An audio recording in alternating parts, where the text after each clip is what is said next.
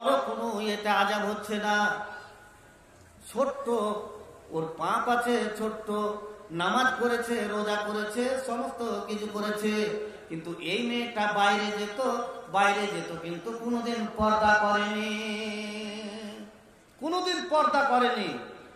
তো এই মেয়েটার শাস্তি এরকম বলছে জি, মাথায় কোনোদিন কাপড় দেয়নি, রাস্তা দিয়ে চলেছে, পর্দা করেনি, তবে এই মেয়েটাকে শাস্তি হচ্ছে পেটটা ফুলে আছে বন্ধু আমার, এরকম করে ফুলে আছে বাপজান।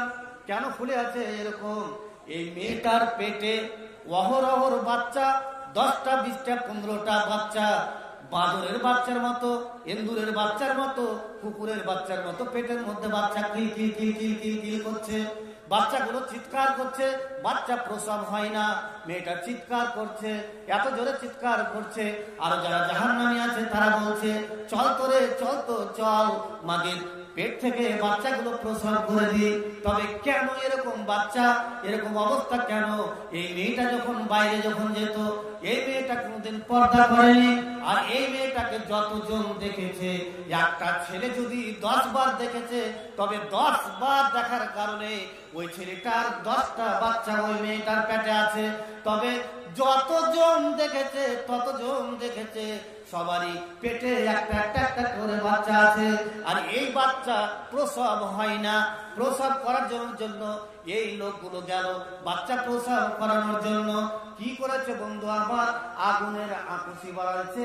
যেমন আমরা আম পাড়ার জন্য ঠুসি তৈরি করি, আম পাড়ার জন্য আমরা যেমন ওই যে ঠুসি ব্যবহার করি, আমে যেমন এরকম করে ঠুসিতে বাঁধিয়ে দিই, আমটাকে যেমন টেনে নিই, সেইভাবে এই ফাঁস তৈরি করা হয়েছে। আর ফাঁস তৈরি করার পরে ওর লজ্জা স্থানের মধ্যে দিয়ে হাত দিয়ে, ওর পেশাবের তার দিয়ে হাত দিয়ে, ওর ভিতরে বাচ্চার গলাতে এরকম করে গলাতে ফাঁসকে লাগিয়ে দেয়। আর ফাঁসকে লাগিয়ে দিয়ে যত জোরে শক্তি, ওই শক্তি দিয়ে বাচ্চাটাকে টেনে বের করে। বন্ধু আমার, একটা বাচ্চা প্রসব করতে একটা বাচ্চা বের করতে 1 নয় 2 নয় 77 বছর লেগে যায়। তবে বন্ধুরে, একটা বাচ্চা বের করতে যদি 77 বছর যদি লেগে যায়, তবে টেনে হিচড়ে যদি বের করতে যদি লেগে যায়, তবে এর পেটের মধ্যে কতগুলো বাচ্চা আছে, এই বাচ্চাগুলো কত বছর লাগবে বের হতে? বন্ধু, কি মনে ভাবছেন আপনি? জাহান্নামটা অত সহজ নয় রে বন্ধুরে। আল্লাহ রাব্বুল আলামিন বলছেন, ইয়া আইয়ুহাল্লাযীনা আমানুত্তাকুল্লাহা হাত্তা তুকাতি ওয়া লা তামুতুন্না ইল্লা ওয়া আনতুম মুসলিমুন। এরে বন্ধু আমার, তোমরা অপচয় সময় নষ্ট করো না রে। নামাজের টাইম হয়ে গেছে, আসসালাতু খায়রুম মিনান নাওম, হাইয়া আলাস সালাহ আযান হয়ে গেছে। মসজিদে চলে যাও, 2 রাকাত নামাজ পড়ে নাও, 3 রাকাত নামাজ পড়ে নাও। নামাজ পড়ে তোমার কাজে ফান্তাসিরু ফিল আরদি, তুমি জমিনের মধ্যে বেরিয়ে যাও। তুমি জমিনের মধ্যে রিজিক তালাশ করতে বেরিয়ে যাও।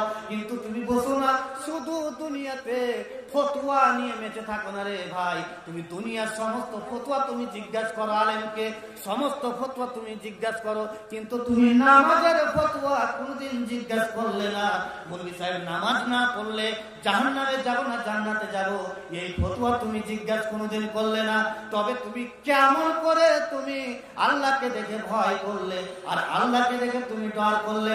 আল্লাহ রাব্বুল আলামিন বলছেন, ইয়া আইয়ুহাল্লাযীনা আমানুত্তাকুল্লাহা হাক্কা তুকাতি ওয়া লা তামুতুন্না ইল্লা ওয়া আনতুম মুসলিমুন। কেমন করে তুমি ভয় করলে? তোমার ভয় করা হয়নি।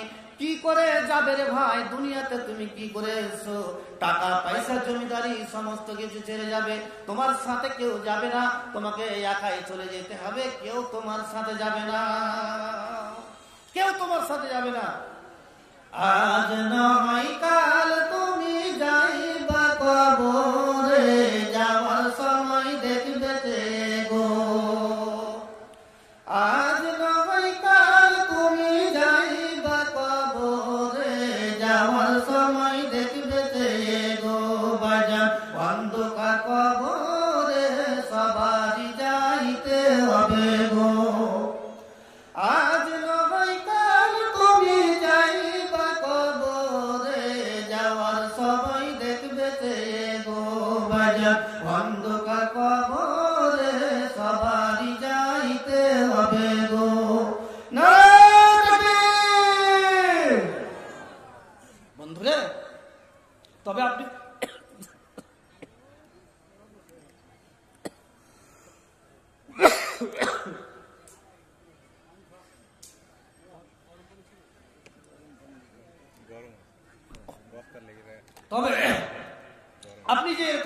থাকলেন।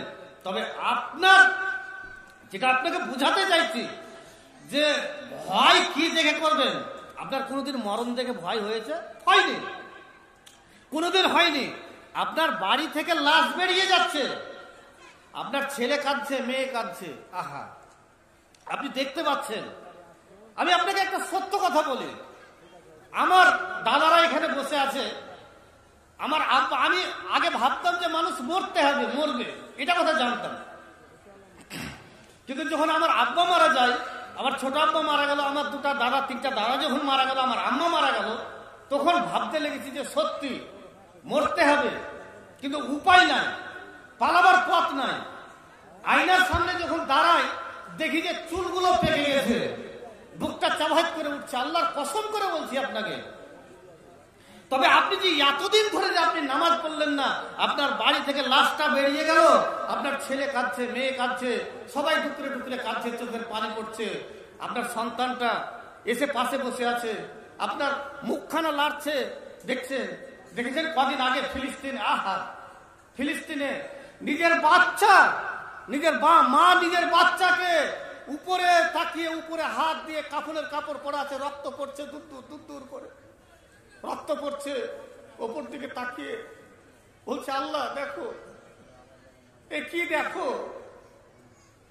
তোমার বাড়ি থেকে তোমার বাপের লাশটা চলে যাচ্ছে, তোমার মায়ের লাশটা চলে যাচ্ছে, তুমি একটুকুও ভাবছো না? তোমার ভয় হচ্ছে না? একবার আল্লাহকে বলো, ভয় হচ্ছে না? আর আমি একটা জালসা গেছি, ঘর যে রুমটাতে বসে আছি, হঠাৎ লাইট বন্ধ হয়ে গেছে, হঠাৎ লাইটটা বন্ধ। একজন অন্ধ মানুষ, যুবক ছেলে বসে আছে ওখানে। তো সবাই বলছে, এই জেনারেটর জ্বালো, লাইট জ্বালো, লাইট জ্বালো, মুখ করো। ছেলেটা কাঁদতে কাঁদতে বলছে, মাওলানা 5 মিনিট হলো না লাইট পালা, আপনারা অন্ধকারে এই লাইট জ্বালান, লাইট জ্বালান বলেছেন। আমি আজ থেকে 30 বছর ধরে আমি দুনিয়ার মুখ দেখতে পাইনি,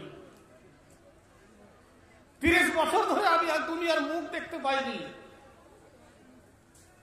ভাই, এই দুনিয়াটা 2 দিনের দুনিয়া, আপনার সাথে কিছুই যাবে না, আপনার ছেলে, সন্তান, মেয়ে কেউ যাবে না, আপনার কেউ উপকার করবে না, আপনার একাই চলে যেতে হবে খালি হাতে। বাড়ি করেছেন, বড় বিল্ডিং করেছেন, আপনার বিল্ডিংও আপনার সাথে যাবে না, কিছুই যাবে না। বেঁচে থাকতে আপনি ভালো করে কিছু করে নিন, যেখানে কবরে জিজ্ঞাসা করবে, যখন আপনাকে কবরের কাছে উঠে দাঁড়াবে, ফেরেশতা আসবে, এসে দাঁড়াবে, দাঁড় করাবে, বসাবে, জিজ্ঞাসা করবে, ফায়াকুলানে লাহু মার রব্বুকা, তোমার রবকে। বেনামাজি বলবে কি জানেন? হা হা লা আদরি, আমি জানি না। ফেরেশতারা বলবে, লিমা দাঁড়াইতাকে, কেন তুমি জানোনি? কে তোমাকে জানতে নিষেধ করেছিল? কেন তুমি জানোনি? কেন তুমি জানোনি? কে তোমাকে জানতে নিষেধ করেছিল? সবচেয়ে দুঃখ লাগে কি জানেন? নামাজ রোজা কবুল হচ্ছে কি হচ্ছে না জানি না, কিন্তু কবরের মধ্যে থাকবেন কি করে? একবার চিন্তা করে দেখেছেন? লাইটটা যখন পালিয়ে যায়, তখন আপনি বসে থাকেন, মাস্টার, ব্যারিস্টার, বড় আলেম, মাওলানা, বক্তা, যতই বড় হোক না, যতক্ষণ পর্যন্ত এই 3টা প্রশ্নের জবাব না দিতে পারবে, ততক্ষণ পর্যন্ত কেউ কবর থেকে রেহাই পাবে না। হযরতে উসমান রাদিয়াল্লাহু তাআলা কবরের পাশ দিয়ে যাচ্ছেন, যেতে যেতে ডুকরে ডুকরে ডুকরে ডুকরে কাঁদছে, চোখের পানিতে দাড়িগুলো ভিজে ভিজে ভিজে ভিজে পড়ছে। সাহাবারা জিজ্ঞেস করছে, আমিরুল মুমিনিন, কি ব্যাপার আপনি? আল্লাহ পাকের নবী জাহান্নাম জান্নাতের কথা যখন বলে আপনি এত কাঁদেন না, কিন্তু কবর দেখে আপনি এত কাঁদছেন কেন? তো বলছি, এটাই হচ্ছে প্রথম মঞ্জিল। এটা যদি জবাব যদি না দিতে পারি, এখানে যদি ফেসে যাই তবে ফেসে যাব, এখানে যদি জবাব যদি দিতে পারি তবেই দিতে পারবো, তবেই কোনো জায়গাতে আর বাধা হবে না। বন্ধুরে, কেমন করে আপনাকে বুঝাবো? আপনি নামাজ পড়তে গেলে মসজিদের ভিতরে দেখছেন খাটলি, আহা, আপনার বাড়িতে খাটলিখানা আসবে, যে খাটলিতে শুয়ে আপনাকে চলে যেতে হবে, 4 জন 5 জন মিলে ধরবে, চলে যাবে। আপনাকে ভয়ের কথা বলছি, আমি আলোচনা করছি ভয়। আপনি ভয় করুন। কোনদিন খাত্রিখানা দেখে আপনার মনটাতে ভয় হয়েছে, দূর দূর করে কেঁপেছেন? কাঁপেনি। পাকিস্তানের একটা ঘটনা আপনাকে বলি, আপনার আক্কেলের তালা খুলে দিন, আপনার আক্কেল খুলে যাবে। পাকিস্তানে মাওলানা তারিক জামাল, তিনার মুখ থেকে আমি শুনেছি, এবং মাওলানা হাসান জামিলের মুখ থেকে শুনেছি, একটা লোক নামাজ পড়ছে, মাঠে কাজ করতে গেছে, কাজ করতে করতে মাঠের মধ্যে কাজ করছে, তো নামাজের সময় হয়ে গেছে, নামাজ পড়বে। ভালো করে শুনুন, নামাজ পড়বে, মা বোনেরা আপনারাও ভালো করে শুনুন, নামাজ পড়বে। তো পাশে কবরস্থান আছে, এই কবরস্থানের কাছে গেছে, দেখছে এক জায়গাতে একটু ফাঁকা আছে, এই ফাঁকাতে নামাজ শুরু করেছে, নামাজ আরম্ভ করেছে। আল্লাহু আকবার, নামাজ আরম্ভ করেছে। এমন সময় কবরের ভিতর থেকে আওয়াজ আসছে, বা ওই জায়গা থেকে আওয়াজ আসছে কি, মাই জিন্দা হুঁ, মুঝে কবর সে বাহার নিকালো, আমি কবরের মধ্যে জিন্দা আছি, আমাকে কবর থেকে বের করে নাও। লোকটা বলছে আমি দুপুরে খাইনি, খাওয়ার টাইম ওভার হয়ে গেছে, তার কারণে এরকম আওয়াজ আসছে। কিন্তু যতই কাছে যাচ্ছে আওয়াজটা জোরে জোরে জোরে জোরে জোরে জোরে আসছে। একটা কবরের কাছে গেল, প্রায় 8 দিন 10 দিন হয়েছে মাটি দেওয়া, সেই কবরটার কাছে গেল। কবরটার কাছে গিয়ে দেখছে, কান পেতে কান লাগিয়ে লাগিয়ে শুনছে, দেখছে এই কবরটার ভিতর থেকে আওয়াজ আসছে।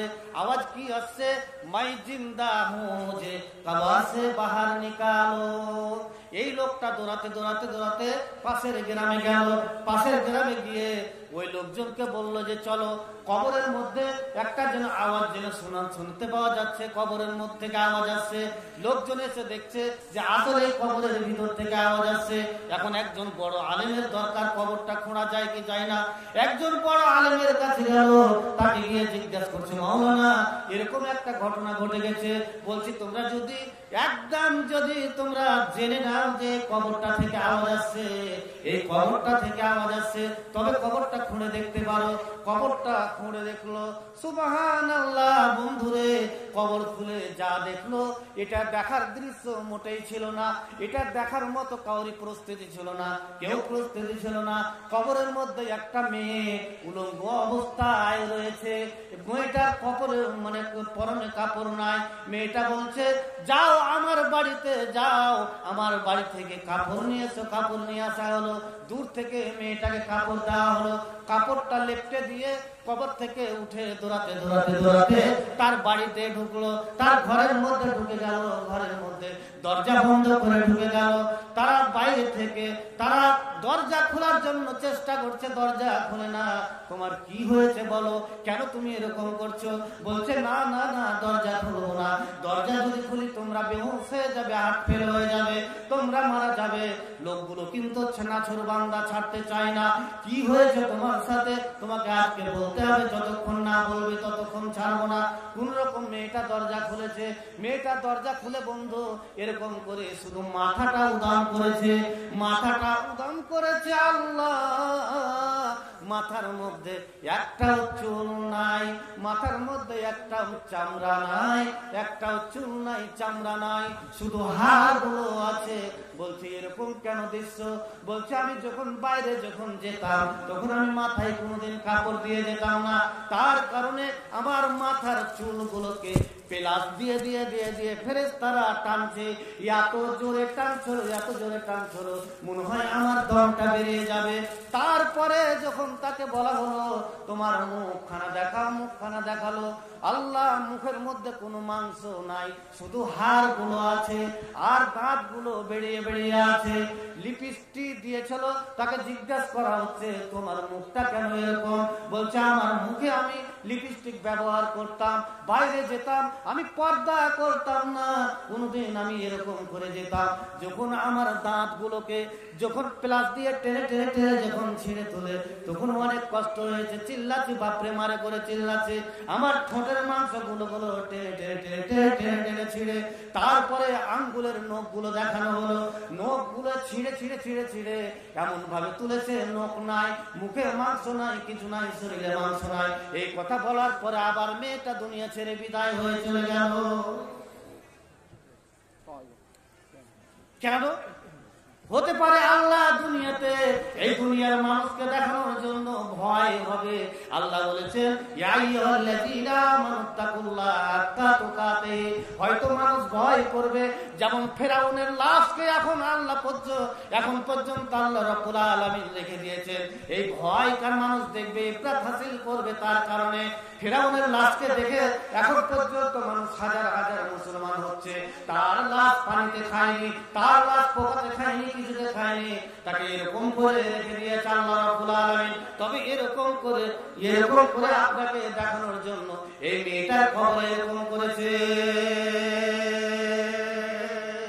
একজন ভাই আমার 100 টাকা, আল্লাহ 100 টাকা দান করেছে। আল্লাহ যে উদ্দেশ্যে আল্লাহ যে নিয়তে আল্লাহ দান করেছে, আল্লাহ তুমি তার দানকে সাথে গ্রহণ করে দাও।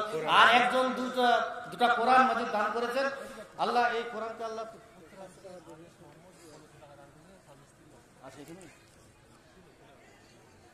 উত্তরাগ্রাম চকের আনেসের স্ত্রী দুজনই ওরা অসুস্থ আছে, তার পক্ষ থেকে 1500 টাকা দান করেছেন। একটু দোয়া চেয়েছে আপনাদের কাছ থেকে, আপনারা একটু দোয়া করুন। আল্লাহ রাব্বুল আলামিন আল্লাহ তার স্ত্রী, বাবা মা এবং দুজন মিলে বাড়িতে অসুখে আছে, আল্লাহ বিমারি আছে, আল্লাহ তুমি তার অসুখ আল্লাহ তুমি ভালো করে দাও। আল্লাহ তোমার মাদ্রাসাতে আল্লাহ টাকা দিয়েছে, আল্লাহ তুমি এই দানকে আল্লাহ তুমি সরকারে জানিয়েছে, আল্লাহ কবুল করে নাও।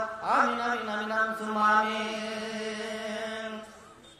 কবরের আযাব কত কঠিন, সইতে আমি পারিব না। মৃত্যু যন্ত্রণা কত কঠিন, সইতে আমি পারিব না। আরেকজন বিনয় তাআলা করেছে 200 টাকা, আল্লাহ তুমি তার প্রতি হয়ে যাও মেজান, আল্লাহ তুমি তার দান আল্লাহ তুমি সাথে গ্রহণ করো না। ইয়া রাব্বুল আলামিন যে উদ্দেশ্যে তিনি আল্লাহ দান করেছে, আল্লাহ তুমি তার দান আল্লাহ তুমি সাথে গ্রহণ করো না। মসজিদের ওই খাটলিখানা আসবে দুয়ারে সবার জানা। আসবে ভাই, আসবে? বলুন আসবে? মসজিদের খাটলিখানা আসবে আপনার বাড়িতে? মসজিদের ওই খাটলিখানা আসবে দুয়ারে সবার জানা। বইয়ের পাতার গরম পানি শেষে গোসল দিবে সবই জানা। কবরের আযাব কত কঠিন, সইতে আমি পারিব না। মৃত্যু যন্ত্রণা কত কঠিন, সইতে আমি পারিব না। মুনকার নাকির আসবে পাশে, সওয়াল করিবে আমার কাছে। মুনকার নাকির আসবে পাশে, সওয়াল করিবে আমার কাছে। সেই সওয়ালের সঠিক জবাব আমাকে ভুলিয়ে দিও না। কবরের আযাব কত কঠিন, সইতে আমি পারিব না। মৃত্যু যন্ত্রণা কত কঠিন, সইতে আমি পারিব না। ও গো দয়াময় রহিম, চাই যে তোমার করুণা। কবরের আযাব কত কঠিন, সইতে আমি পারিব না। আদার কবরে আলো জ্বলে, সাপ বিচ্ছু সব দূরে ফেলে। মিশকাত শরীফে একটা হাদিস আছে, আবু সাইদ থেকে বর্ণিত। দারমি শরীফে হাদিসটা আছে। তো হাদিসটা কি? নবী সাল্লাল্লাহু আলাইহি ওয়াসাল্লাম বলেছেন লা ইসাল্লাতু আলাল কবরে ফি লা ইসাল্লাতু আলাল কাফিরি ফি কবরিহি তিসআতু ওয়া তিসউনা তানিনা। কবরের মধ্যে যখন মানুষকে রাখা হবে, ফয়সালা যখন হয়ে যাবে, ওই কবরের মধ্যে একটা নয়, দুটা নয়, 99টা সাপ দেওয়া হবে। এই 99টা সাপ ইন্নাহু তিন্নিনা, এই 99টা সাপ দুনিয়াতে যদি একবার ওয়ানফিকা ফিল্লার্দে, দুনিয়াতে একবার যদি কেউ যদি ফুঁক মেরে দেয়, ওই সাপটা যদি ফুঁক মেরে দেয়, তবে দুনিয়াতে আর বন্ধু কোনদিন কোন ফসল উপজাবে না, সবুজ ঘাস উপজাবে না। আল্লাহ রাব্বুল আলামিন নাই বলছে একটা নয়, দুটা নয়, 99টা কবরে সাপ দেওয়া হবে। এই কবরে সাপ তোমাকে প্রতিদিন প্রতি ঘন্টা তোমাকে দংশন করতে থাকবে। আদার কবরে আলো জ্বলে,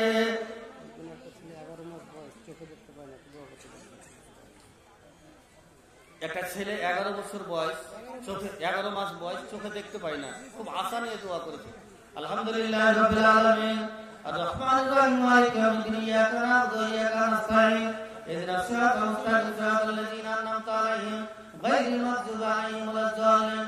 আল্লাহ রাব্বুল আলামিন একটা ছোট্ট ছেলে 11 মাস বয়স, মাবুদ গো আল্লাহ এখনো চোখে দেখতে পায় না আল্লাহ, দুনিয়ার মুখ দেখতে পায়নি আল্লাহ, দুনিয়া থেকে হওয়ার পরে তার চোখ দুটো অন্ধ আল্লাহ, তুমি তার চোখের আল্লাহ জ্যোতি খুলে দাও আল্লাহ, তুমি তার চোখকে আল্লাহ ভালো করে দাও। কত আশা করে নিয়াত করে আল্লাহ তোমার মাদ্রাসাতে আল্লাহ দান করেছে আল্লাহ, তুমি তার দানের ওয়াসিলাতে, দানের বদৌলতে আল্লাহ তুমি তার চোখকে আল্লাহ তুমি ভালো করে দাও আল্লাহ। তুমি ডাক্তার ডাক্তার, তুমি সার্জেন সার্জেন, তুমি রহমান, তুমি রহিম, তুমি গফুর, তুমি গাফফার, তুমি জলিল, তুমি জাব্বার আল্লাহ, তুমি তার চোখটাকে আল্লাহ তুমি ভালো করে দাও। আমিন আমিন আমিন আমিন। আদার কবর। বন্ধু আমার সময় প্রায় শেষ শুরু চললো, মাওলানা আসবে। তো এই মসজিদে মজলিসে কেউ যদি দান দেওয়ার মতো থাকেন তো কিছু দিয়ে দেন, তারপরে মাওলানা যখন আসবে চলে এসছে।